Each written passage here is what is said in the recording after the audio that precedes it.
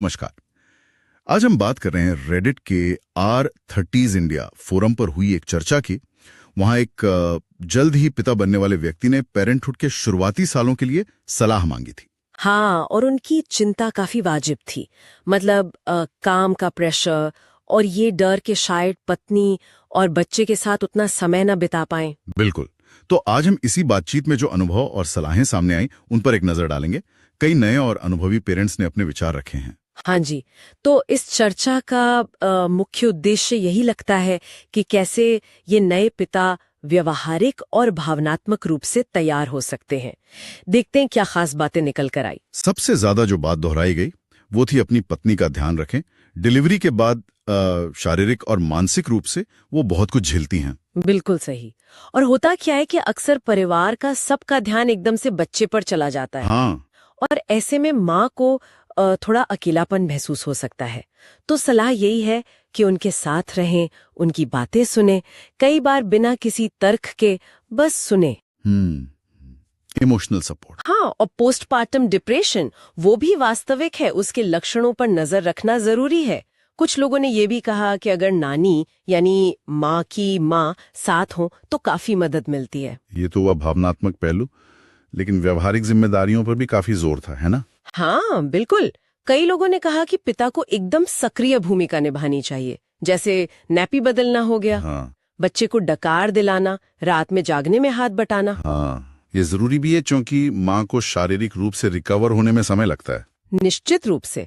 और सिर्फ बच्चे का काम नहीं, घर के बाकी कामों में भी हाथ बटाना, ये पक्का करना कि माँ ठीक से खा पी रही हैं, अपनी दवाएं ले रही हैं, ये सब बहुत मायने रखता है। अच्छा, और वो जो उनकी शुरुआती चिंता थी, काम का दबाव और समय की कमी, उसके बारे में क्या सुझाव थे?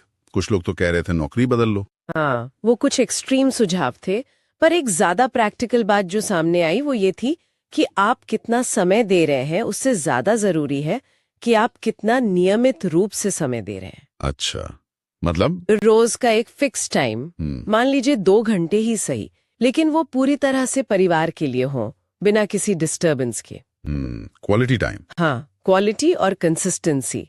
इससे पत्नी को भी रोज एक ब्रेक मिलेगा और बच्चे को भी पिता की मौजूदगी की आदत पड़ेगी। ये सुनने में तो अच्छा लग रहा है। हाँ। पर चुनौतियां भी होंगी। नींद की कमी, थकान। अरे वो तो है ही। इस पर तो सब सहमत थे। नींद की कमी और थकावट तो मतलब समझ के चलिए कि होगी ही। किसी ने लिखा भी था कि शुरुआती हफ्तों में दिन और रात का फर्क भूल जाइए।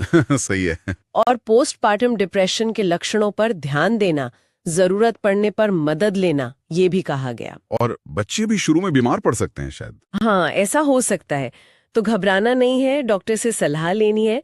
अगर दोनों पेरेंट्स काम करें तो एक अच्छी नैनी या डे केयर ढूंढना भी अपने आप में एक काम है। और हाँ, गलतियां होंगी सबसे, उनसे निराश नहीं होना है। कोई खास टूल या ऐप का भी जिक्र था शायद। हाँ, एक यूजर ने हकलबेरी ऐप का नाम लिया था।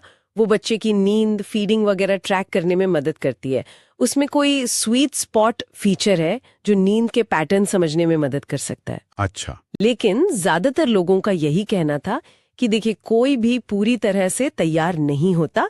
इसे सीखने और बढ़ने का एक मौका समझें। धैर्य बहुत जरूरी है। और नेगेटिविटी से बचना है क्योंकि उसका असर बच्चे पर पड़ता है। बिल्कुल। आखिर में ये अनुभव थका देने वाला हो सकता है, नो डाउट, लेकिन ये पल बहुत यादगार भी होते हैं। इन्हें संजोना जरूरी है। एक और अच्छी बात किसी ने कही थी, हाँ, कि बच्चे किसी ऑपरेटिंग मैनुअल के साथ नहीं आते। पेरेंटिंग कोई साइंस नहीं है जिसे पढ़ लिया, ये एक कला है जो धीरे धीरे आती है अनुभव से। बहुत सही कहा।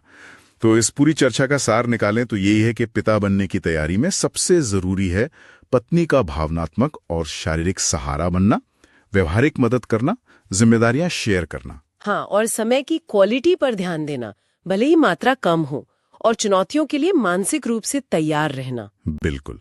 और ये मानकर चलना कि सब कुछ पहले से पता नहीं होगा, सीखने की प्रक्रिया है ये। एग्जैक्टली। तो श्रोताओं के लिए अंत में सोचने वाली बात ये हो सकती है, हम पेरेंटिंग की बातें अक्सर माओं के इर्द गिर्द करते हैं, लेकिन पिता की बदलती भूमिका, उनकी तैयारी, उनका मानसिक स्वास्थ्य, इस पर ऐसी खुली बातचीत आज के समय में कितनी ज्यादा जरूरी हो गई।